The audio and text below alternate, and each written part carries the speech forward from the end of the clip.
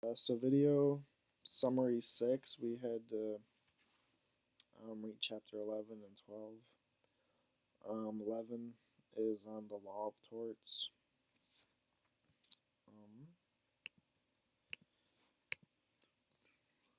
So a tort is an injury to another's person or property, or a civil wrong. Goals of tort law is to compensate innocent persons who are injured or whose property is injured as a result of another's conduct, to discourage private retaliation by injured persons and their friends, to promote a just society by forcing responsible parties to pay for the injuries they caused, and to deter future wrongs. So types of tort damages, there's compensatory, nominal, punitive, which is like the punishment one. Um, the the help efficient, accessible, low cost, timely healthcare Act of 2011 is aimed to impose limits on medical malpractice litigation in state and federal courts. And it does that by capping awards and attorney fees, modifying the statute of limitations, and eliminating joint and several liability. The Class Action Fairness Act transfers jurisdiction of large multi-state class action tort suits from state courts to federal courts. Torts can be classified into intentional torts, negligent torts, or strict liability torts. Intentional, as the name say, it involves purposeful action that the defendant knew. Intentional.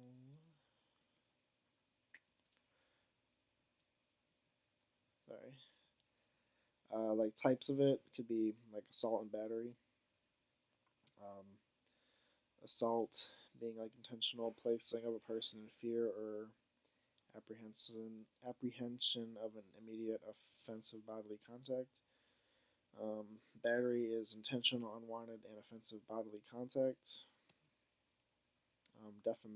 Defamation, such as libel and slander.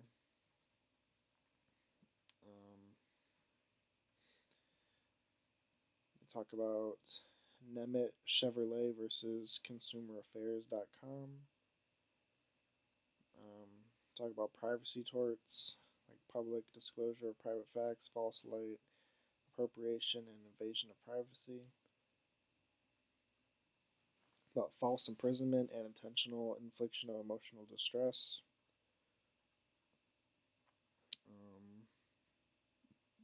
And there's intentional torts against property, intentional torts against economic interest, intentional torts that like intentional interference with a contract, unfair competition, and misappropriation. Negligence is defined as failure to live up to the standard of care that a reasonable person would meet to protect others from an unreasonable risk. For a negligent tort, a plaintiff must establish duty and breach of duty.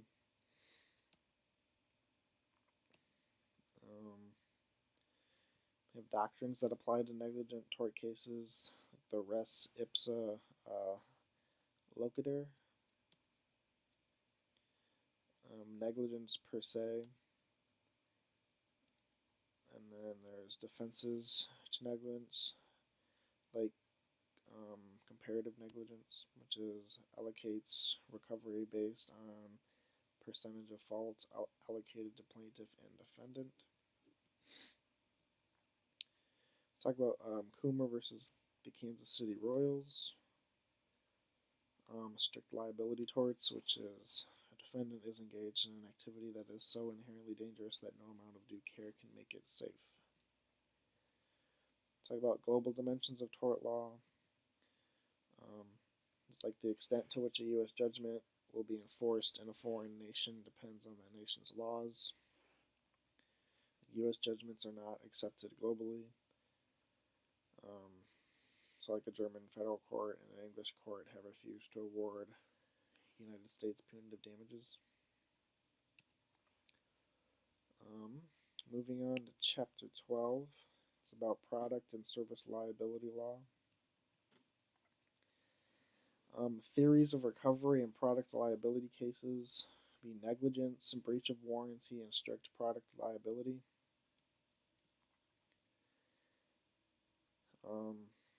As we talked about in the last chapter, negligence, plaintiff must prove that the defendant or the manufacturer owed a duty of care, the defendant breached the duty of care, and the breach of duty caused the plaintiff injury. We talk about negligent failure to warn. The plaintiff must demonstrate that the defendant knew or should have known that in the absence of a warning, product would be dangerous in its ordinary use or in any reasonably foreseeable use. There's negligent design, which a plaintiff must prove that the product design is inherently dangerous, contains insufficient safety devices, or consists of materials that are not up to industry standard.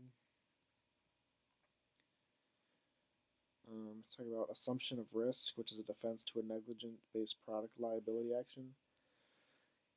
A plaintiff cannot claim recovery if he or she uses the product despite being aware of its defects. Factors considered by the court would be the plaintiff's age, experience, knowledge, and understanding, and obviousness of the defect and the danger it possesses. Let's talk about warranties, which is a guarantee or binding promise that goods meet certain standards or performance. Express warranty is a warranty that is clearly stated by the seller or manufacturer. An implied warranty is a warranty that is automatically arises out of a transaction.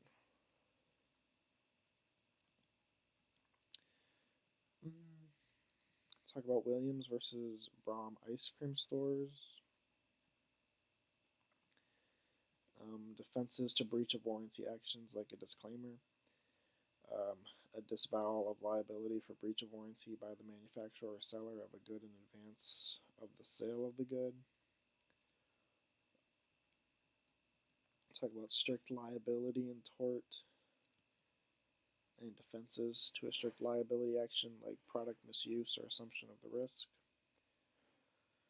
Market share theory is damages are portioned among all the manufacturers of a product based on their market share at the time the plaintiff's cause of action arose.